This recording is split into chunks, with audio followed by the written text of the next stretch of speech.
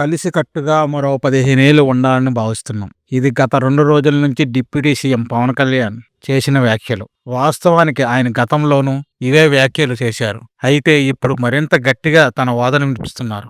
గత ఏడాది జరిగిన ఎన్నికల్లో అనూహ్యమైన పొత్తు పెట్టుకుని అధికారంలోకి వచ్చిన తర్వాత కూటమి మధ్య విభేదాలొచ్చే ఆస్కారం కనిపిస్తుంది.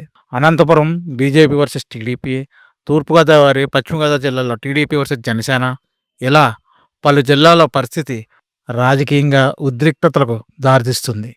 ఏకంగా టీడీపీకి చెందిన కీలక నాయకుడిపైనే ఓ పార్టీ నాయకులు దాడికి ప్రయత్నించారు. ఇలాంటి అనేక సందర్భాల్లో కూడా పవన్ కళ్యాణ్ తన పొత్తు విషయంలో అత్యంత అప్రమత్తంగా ఉన్నారు. నిజానికి ఈ 6 మాసాల్లో అనేక ఇబ్బందులు వచ్చాయి.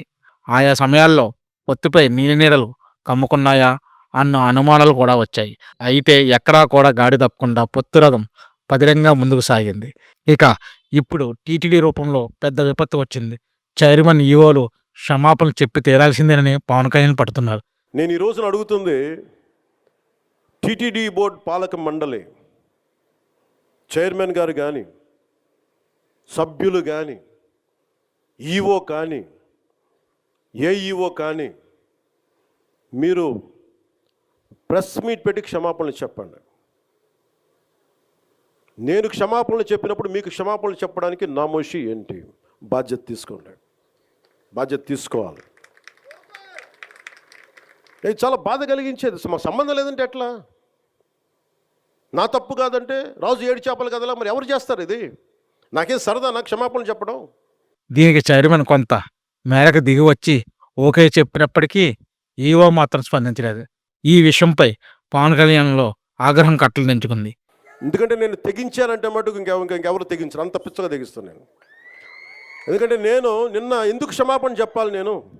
ఎందుకు క్షమాపణ చెప్పాలి? నేను బాధ్యత అడిగాను, మీ ఓట్లు అడిగాను నేను. తిరుమల నాకు డైరెక్ట్గా నాకు సంబంధం లేకపోవచ్చు, కానీ నేను దాంట్లో భాగస్వామ్యం. ప్రభుత్వంలో మీరు నారా చంద్రబాబు గారు గెలవకపోయినా, నేను గెలవకపోయినా, 164 మంది ఎమ్మెల్యేలు గెలవకపోయినా టీటీడీ బోర్డు ఎక్కడి నుంచి వస్తుంది? చైర్మన్ ఎలా నియమితం అవుతాడు?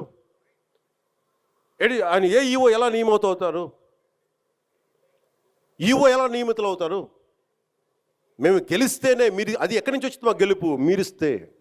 అందుకు మీకు నేను క్షమాపణలు చెప్పాను.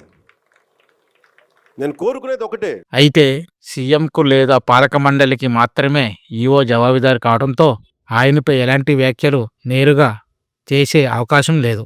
మొత్తంగా చూస్తే 7 మాసాల్లో పొత్తు విషయంపై అనేక కుదుపులు వచ్చాయి.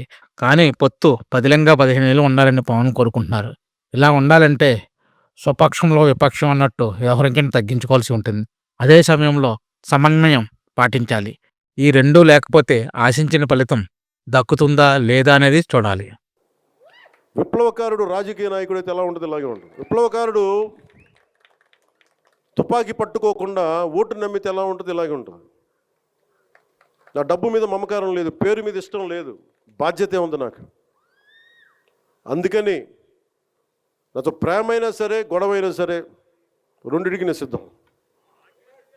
అందుకని దయచేసి నేను డబ్బుకు ఆశపడో, పేరుకు ఆశపడో, నాకు భగవంతుడు కావాల్సినంత పేరు ఇచ్చాడు, అవసరమైనంత డబ్బు ఇచ్చాడు.